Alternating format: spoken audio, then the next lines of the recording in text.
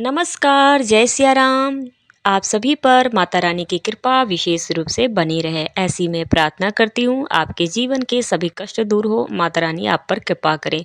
तो दोस्तों, आज की वीडियो में आप सभी को बताने वाली हूँ कि महाविद्या में माँ धूमावती की कथा, यानी कि आज 7वां नवरात्रि है और आज हम धूमावती माँ की कथा सुनेंगे। माँ धूमावती महाविद्याओं में 7वीं महाविद्या है। इनका स्वरूप विधवा स्त्री का है, जो सफ़ेद वस्त्र धारण किए हुए हैं, खुले केस हैं और कौवे पर इनका सवारी है, यानी कि कौवे पे ये सवार रहती हैं। और इन्हें मतलब इनके बहुत दुबले पतले इनके शरीर हैं और एक तरह से इनका बहुत चेहरा जो है बुढ़ापे जैसा है, बिल्कुल मुरझाया हुआ है। और खाने पीने बगैर इनका जैसे लगता है कितने दिनों से ये भूखी हैं, प्यासी हैं। इन्हें मतलब इस तरीके का इन्हें दिखाया गया है। इन्हें दुर्भाग्य, दरिद्रता और निराशा की देवी माना जाता है।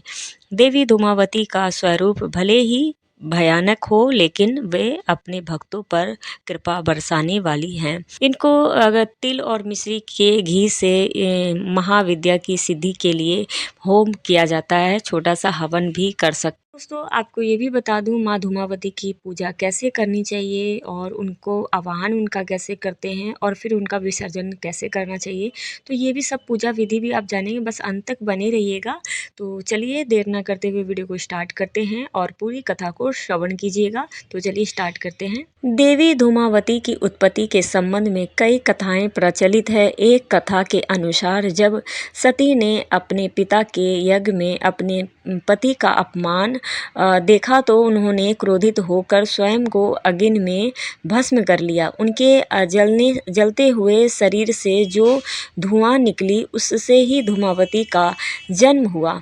इस माता की पूजा से जीवन के सभी कष्ट दूर होते हैं और सुख समृद्धि की प्राप्ति होती है। एक अन्य कथा के अनुसार एक बार सती भगवान शिव के साथ हिमालय में घूम रही थी। उन्हें बहुत ही भूख लगी। उन्होंने शिव से कहा कि उन्हें भोजन चाहिए। शिव जी ने कहा कि अभी कोई प्रबंध नहीं हो सकता। तब सती ने कहा कि ठीक है, मैं तुम्हें ही खा जाती हूँ, और वह शिव को ही निगल गईं। भगवान शिव तो स्वयं इस जगत के परिपालक हैं, लेकिन देवी की लीला में वे भी शामिल हो गए। भगवान शिव जी ने उनसे अनुरोध किया कि मुझे बाहर निकालो, तो उन्होंने उगल कर उन्हें बाहर निकाल दिया। बाहर निकालने के बाद शिव जी ने उनसे शाप दिया कि आज और अभी से तुम विधवा रूप में रहोगी। अंततः धूमावती कोई स्वामी नहीं है होने के कारण यह विधवा माता मानी गई हैं। देवी धूमावती की पूजा से साधक को कई लाभ प्राप्त होते हैं। देवी धूमावती की पूजा से शत्रुओं पर विजय प्राप्त होते हैं तथा दरिद्रता दूर होती है और धन धान्य की प्राप्ति होती है। इस देवी धूमावती की पूजा से रोगों से मुक्ति मिलती है और मानसिक शांति प्राप्त होती है।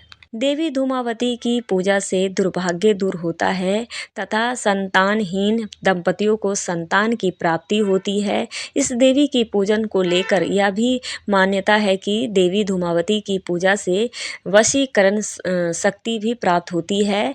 देवी धूमावती को रहस्यमयी और करुणामयी देवी के रूप में जाना जाता है। तो दोस्तों, ये कथा यहीं पे हमारी समाप्त हुई है और कथा हमारी पूर्ण हो गई है। तो दोस्तों, अब हम आपको बताने वाले हैं कि इनकी पूजा कैसे करनी चाहिए। आपको पूजा विधि बता रही हूँ, तो पूजा विधि आप ध्यान से सुनिए।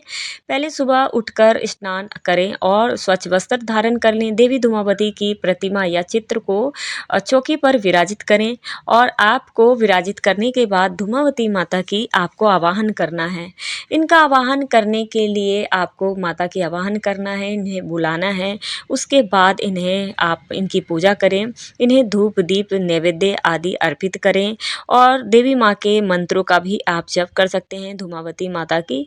तो अगर आप कहें तो मैं आपको या फिर डिस्क्रिप्शन में दे दूं, तो आप वहां से भी देख सकते हैं, या आपको याद हो तो आपको अगर पता हो माता धूमावती के मंत्रों का जप, तो वो आप कर सकते हैं और देवी के धूमावती की कथा पढ़ सकते हैं, सुन सकते हैं, आप चाहे सुन भी सकते हैं, आरती इनकी कर सकते हैं और माता से अपनी मनोकामना ज़रूर बोलें। जो भी आपकी इच्छा हो इनके सामने अपनी मनोकामना बोलें, माँ वो पूरा भी करती हैं। और आपको ये भी एक चीज़ बता दूँ कि माता धूमावती की एक गलती बिल्कुल भी मत करिएगा कि इन्हें आप अगर आप बुलाते हैं, आवाहन करके बुलाते हैं, तो इनका विसर्जन करना भी बहुत बहुत ज़रूरी होता है। धूमावती एक तरह से देखा जाए दरिद्रता का स्वरूप माना जाता है और दूसरा अलक्ष्मी के स्वरूप से माना जाता है। अलक्ष्मी जो होती हैं घर की दरिद्रता होती हैं, तो वो स्वरूप माना जाता है इनका। तो इस स्वरूप की बहुत देर तक या बहुत दिन तक नहीं अपने घर में रखा जाता है। इनका आवाहन करके इन्हें जैसे ही तुरंत आप पूजा करते हैं, तुरंत इनका विसर्जन करना चाहिए कि माँ आप मेरे घर से अब जाएं और अब कभी मैं आपकी पूजा करूं तब आप वापस आइएगा। अभी आप मेरे घर से जाएं, मेरे जीवन में, मेरे घर में जीवन में सुख शांति सुख संपदा दे के जाएं और मेरे घर की दुख दरिद्रता आप अपने साथ ही लेके जाएं। तो इस तरीके से प्रार्थना करके इनको अपने घर से ज़रूर विदा करिए इज्जत पूर्वक से। तो इस तरीके से माता की पूजा करनी चाहिए और इस तरीके से आवाहन करके इनका तुरंत ही विसर्जन करना बहुत ज़रूरी होता है। बहुत देर तक अपने घर में इनका स्थायी रूप से नहीं होना चाहिए निवास, नहीं तो बहुत दिक्कत आपके जीवन में दे जाती हैं। तो ये चीज़ें का आपका ध्यान रखना है, तभी इनकी पूजा करना है। तो दोस्तों इस चीज़ का आपको विशेष तरीके से ध्यान रखना है। तो दोस्तों ये थी माता धूमावती की कथा। आप पूरी बातें इनके बारे में जान ही गए हैं, कथा और इनकी पूजा विधि। तो दोस्तों आप सभी को कथा की वीडियो कैसी लगी ज़रूर कमेंट में बताइएगा और कमेंट में जय माता दी जयकारा लगाना बिल्कुल भी मत भूलिएगा। तो दोस्तों अगर आपको ये भी बता दूं चैनल पे पहली बार आए हैं तो ज़रूर सब्सक्राइब कीजिए, बेल आइकन ज़रूर दबा लीजिए ताकि इसी तरीके की भक्ति से रिलेटेड वीडियो आप सभी को जल्द से जल्द मिल जाए, कोई भी वीडियो आपसे मिस ना हो पाए। तो चलिए दोस्तों, जय सिया राम, जय माता दी, हर हर महादेव, धन्यवाद।